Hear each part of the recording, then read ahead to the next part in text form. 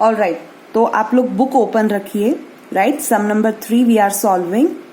Okay, just keep the book open because I can't share the to screen all together. हम लोग सबसे पहले calculate करते हैं कि जो तीनों पार्टनर्स है इंक्लूडिंग द न्यू पार्टनर, उनका न्यू प्रॉफिट शेयरिंग रेशियो कितना है. राइट, सबसे पहले हम लोग बात करते हैं एक्स एंड वाई की. They are old partners. ये लोग प्रॉफिट एंड लॉस शेयर कर रहे हैं 2:1 में. Right, they admit Z for 1/4 share. Okay, और ये जेड जो है 1/4 शेयर पूरा का पूरा एक्स से रिसीव कर रहा है. तो अब न्यू रेशियो कैसे कैलकुलेट करेंगे, जस्ट सी. हम लोग एक्स का लिखेंगे. एक्स का ओल्ड रेशियो है 2/3. राइट, उसमें से वो जेड को हिस्सा दे रहा है 1/4. 3 और 4 का एलसीएम निकालेंगे. नीचे के डिजिट से डिवाइड करते हैं, ऊपर के डिजिट से मल्टीप्लाई करते हैं. राइट, सो 3 को 12 से डिवाइड करेंगे, आंसर आएगा 4. 4 का 2 में मल्टीप्लाई करेंगे, आंसर आएगा 8. सेम प्रोसेस यहाँ पे भी करेंगे. 12 will be divided by 4, answer आएगा 3. 3 का 1 में मल्टीप्लाई करेंगे, आंसर आएगा 3. सो हमारे पास डिजिट आ जाता है 8 माइनस 3/12. माइनस करने पे विल गेट 12/5/12. ओके, ये हुआ एक्स का न्यू शेयर. अब हम बात करते हैं वाई की. यहाँ पर वाई कोई भी सेक्रीफाइस नहीं कर रहा है. उसका ओल्ड रेशियो है 1/3. ऑल राइट, बट आप यहाँ पे देखो एक्स के शेयर में जो नीचे का डिजिट है वो 12 है. ये हमको तीनों के इसमें सेम चाहिए. सो टू मेक इट 12 हम यहाँ पर 4 से मल्टीप्लाई करेंगे, डिनोमिनेटर में और न्यूमरेटर दोनों में. ओके, ऊपर नीचे दोनों तरफ. So will get the figure 4/12. Right, इसके बाद z की बात करते हैं. z का न्यू रेशियो दे रखा है 1/4. इस 4 को भी हम 12 में कन्वर्ट करेंगे, 3 से मल्टीप्लाई करेंगे, ऊपर भी और नीचे भी. So will get the figure 3/12. सो हमारे पास न्यू रेशियो आ जाता है 5:4:12. Is it clear? Okay, now let's talk about the goodwill of the firm. Firm की गुडविल हमें दे रखी है 12,000 की. ऑल राइट, Z का शेयर है 1/4. सो 12,000 का 1/4 हम लोग कैलकुलेट करेंगे तो हमारे पास अमाउंट आएगा 3,000. ये 3,000 पूरा का पूरा X सेक्रीफाइस कर रहा है. राइट, चलिए इतनी इंफॉर्मेशन अभी हम लोगों ने न्यू रेशियो और गुडविल का कैलकुलेशन देखा. Let's talk about now revaluation account. Right, revaluation account की बात करते हैं. तो रीवैल्यूएशन अकाउंट के लिए पहला पॉइंट दे रखा है बुक में, which is the point number 3. Provision for bad debts on debtor to be increased to 10%. Right? जो डेटर्स के पास प्रोविजंस है वो कितने का दे रखा है बैलेंस शीट में. I just show you. ये जो प्रोविजन है ये दे रखा है 1200 रुपीज का. राइट, इसे हमें इंक्रीज करना है 10% से. तो 10% हम किसका कैलकुलेट करेंगे, will calculate 10% of the debtors. Right, debtors है हमारे पास 16,000 के. 16,000 का हम लोग 10% कैलकुलेट करेंगे. 16,000 का 10% कैलकुलेट करेंगे तो हमारे पास फिगर आएगा 1600.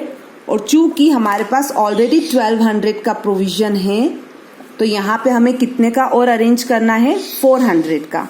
राइट, देन इसके बाद सेकेंड इंफॉर्मेशन हमारे पास दे रखी है कि जो प्लांट एंड मशीनरी है. राइट, जो प्लांट एंड मशीनरी है वो 5% से ओवर वैल्यूड है.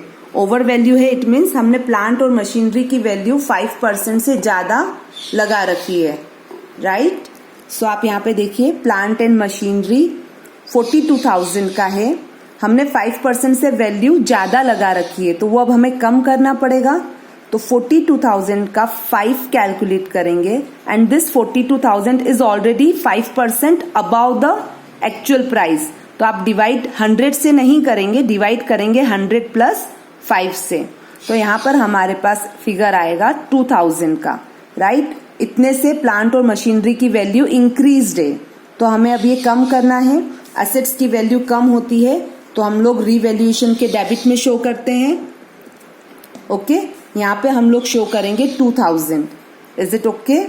देन एक इंफॉर्मेशन और थी कि जो आउटस्टैंडिंग सैलरी है, right, outstanding salary is not required now. So outstanding salary की अब हमें जरूरत नहीं है, अब हमें पे नहीं करना है, तो it is a kind of profitable situation. तो इसको हम लोग लिखेंगे रीवैल्यूएशन के क्रेडिट साइड में। क्लियर? नाउ नेक्स्ट इंफॉर्मेशन है स्टॉक से रिलेटेड, कि जो स्टॉक का अमाउंट है वो हमें 2400 से इंक्रीज करना है।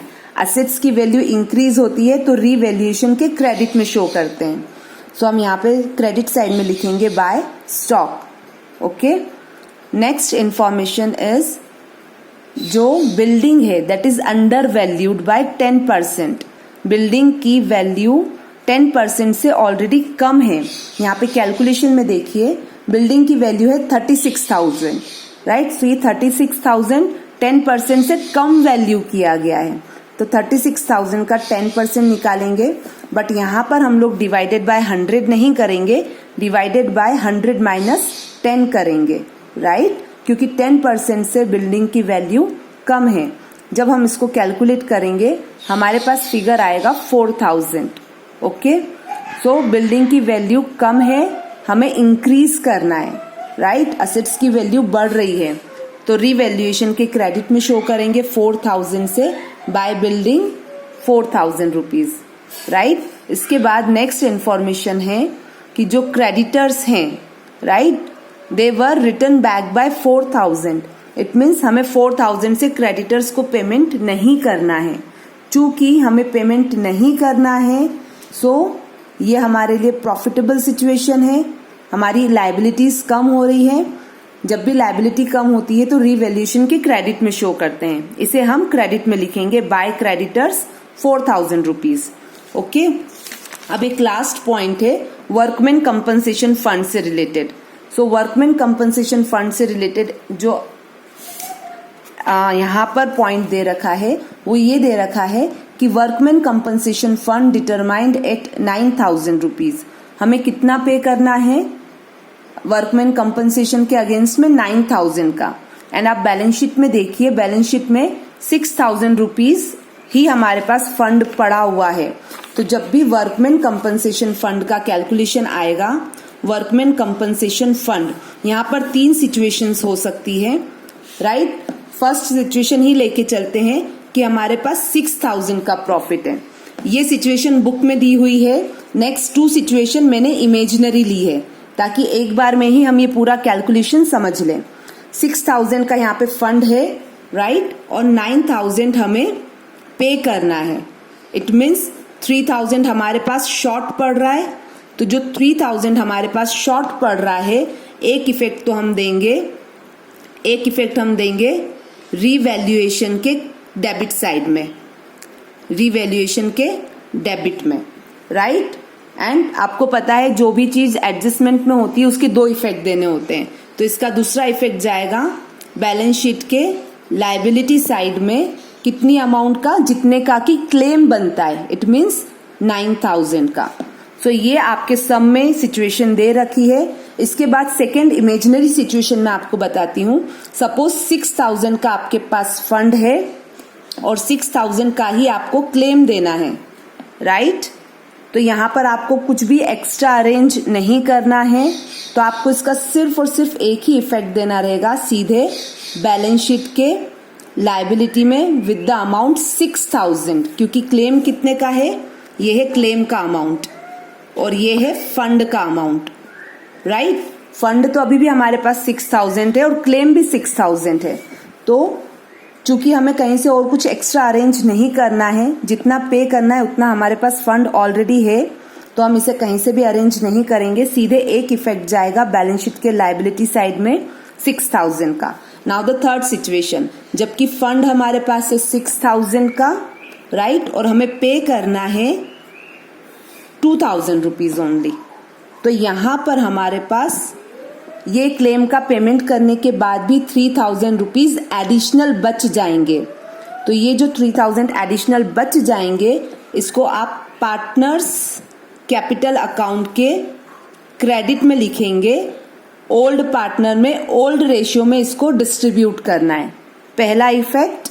देन दूसरा इफेक्ट, बैलेंस शीट के लायबिलिटी साइड में कितनी अमाउंट से अमाउंट जाएगी 2000 की, क्योंकि हमारा क्लेम कितना है 2000 का। सो वर्कमैन कंपनसेशन फंड से रिलेटेड ये 3 सिचुएशन होती है।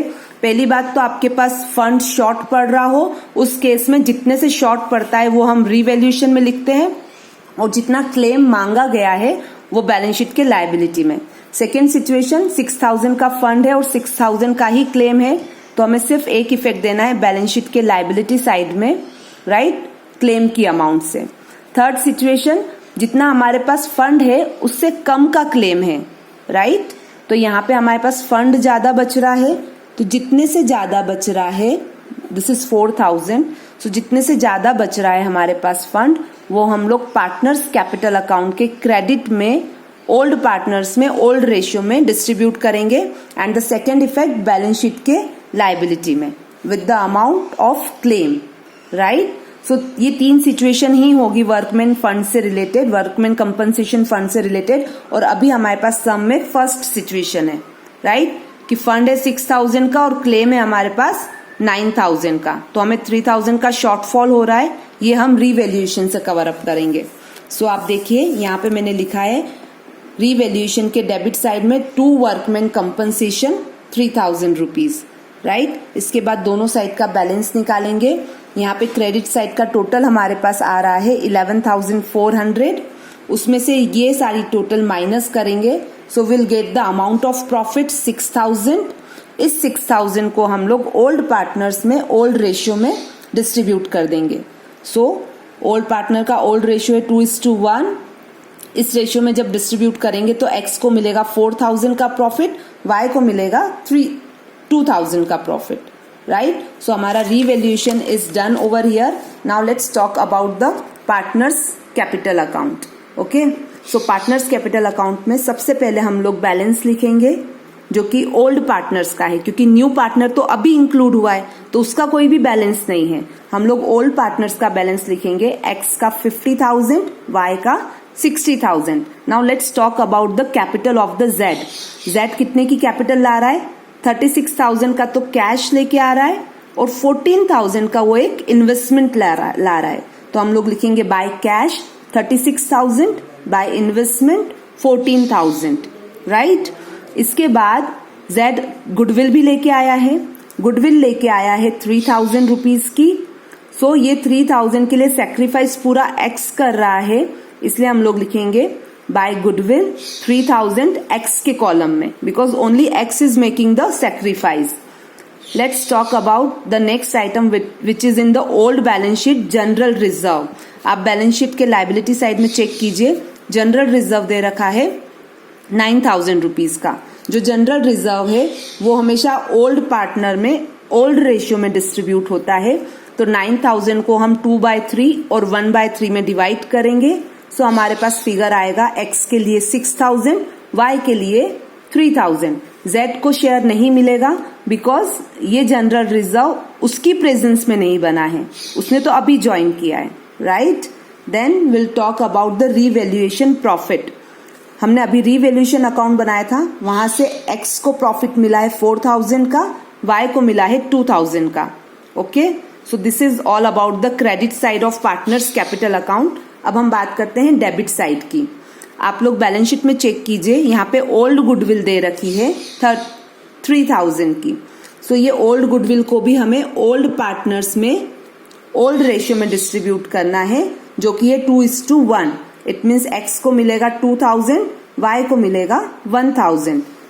हमारा यहाँ पर पार्टनर्स कैपिटल अकाउंट भी खत्म हो जाता है। Will get the total, credit side बड़ा है, यहाँ पे टोटल आ रहा है 73,000, उसमें से 2,000 माइनस करेंगे तो एक्स का बैलेंस आया 71,000, राइट।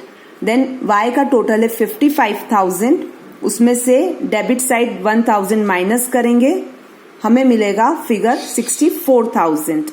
एंड जेड का टोटल है 50,000, यहाँ डेबिट में कोई भी आइटम नहीं है तो जेड का बैलेंस आ जाएगा 50,000। दिस बैलेंस में capital of the partners, all right. So अब हम लोग देखते हैं बैलेंस शीट। बैलेंस शीट में जब आप ओल्ड बैलेंस शीट खोल के रखेंगे तो आप देखेंगे कि वहां पर क्रेडिटर्स दे रखे हैं 30,000 के, राइट। और क्रेडिटर्स में से आई जस्ट शो यू, हमने रीवैल्यूएशन में क्रेडिटर का एक एडजस्टमेंट किया था. 4000 से हमें पे नहीं करना है. दिस वन 4000 से हमें पे नहीं करना है. सो यहाँ पर जब आप क्रेडिटर्स लिखोगे बैलेंस शीट के लायबिलिटी में, तो आप जो क्रेडिटर्स 30,000 के हैं उसमें से 4,000 माइनस कर देंगे. राइट तो हमारे पास क्रेडिटर का जो फिगर है वो आएगा 26,000 का. Okay, now let's talk about the workman compensation fund. इस फंड के लिए क्लेम था 9,000 का. Will show it here. Then capitals of the partners, जो कि हमने पार्टनर्स कैपिटल में से ड्रॉ की है, ये यहां से निकला है 71,000, 64,000 एंड 50,000. इसे हम लोग एज अ कैपिटल शो करेंगे. इनका टोटल आता है 1,75,000. Let's talk about the plant and machinery. Asset side में सबसे पहला आइटम है प्लांट एंड मशीनरी का. प्लांट एंड मशीनरी की ओल्ड वैल्यू दे रखी है 42,000 और रीवैल्यूएशन के डेबिट में हमने इसकी वैल्यू 2,000 से कम की थी. सो यहाँ माइनस करके आउटर कॉलम में हम लिखेंगे 40,000. देन बिल्डिंग का वैल्यू था 36,000 old value. Right, building under value थी, हमने रीवैल्यूएशन में उसकी वैल्यू इंक्रीज की थी 4,000 से, तो अब बिल्डिंग की एक्चुअल वैल्यू होगी 40,000. देन स्टॉक है 43,000 का. राइट, एंड एडजस्टमेंट में था कि स्टॉक को 2,400 से इंक्रीज करना है. So now the value of the stock is 45,400. Then let's talk about the debtors. Debtors थे 16,000 के एंड प्रोविजन था 1,200 का, जिसको हमने 400 से इंक्रीज किया था. तो हमारे पास अब प्रोविजन आया 1,600. पहले ओल्ड प्रोविजन था 1,200, 400 से हमने इंक्रीज किया. सो नाउ हमारे पास आया अब प्रोविजन 1,600 का. डेटर्स में से प्रोविजन लेस होगा, सो हमारे पास फिगर आएगा 14,400. इन्वेस्टमेंट जो ओल्ड है वही दे रखे हैं, उस पर किसी भी तरह का शायद ये इन्वेस्टमेंट बैलेंस शीट में आपको नहीं मिलेंगे. ये इन्वेस्टमेंट कौन सा है, जो कि न्यू पार्टनर लेके आया था, तो ये भी असेट्स, इसलिए हम इसको बैलेंस शीट के असेट्स साइड में शो करेंगे 14,000. Right, now last item of cash का बैलेंस है 17,200. जेड लाया था 36,000 का कैश एज कैपिटल, वो भी इसमें ऐड होगा. एंड 3,000 की गुडविल, वो भी इसमें ऐड होगी. तो इस तरह से हमारे पास दोनों साइड का टोटल आता है 2,10,000. All right, so this is sum number 3. Okay, I'll send you the PDF of the sum so that you can solve it, and we will start with sum number 4 tomorrow. Thank you very much.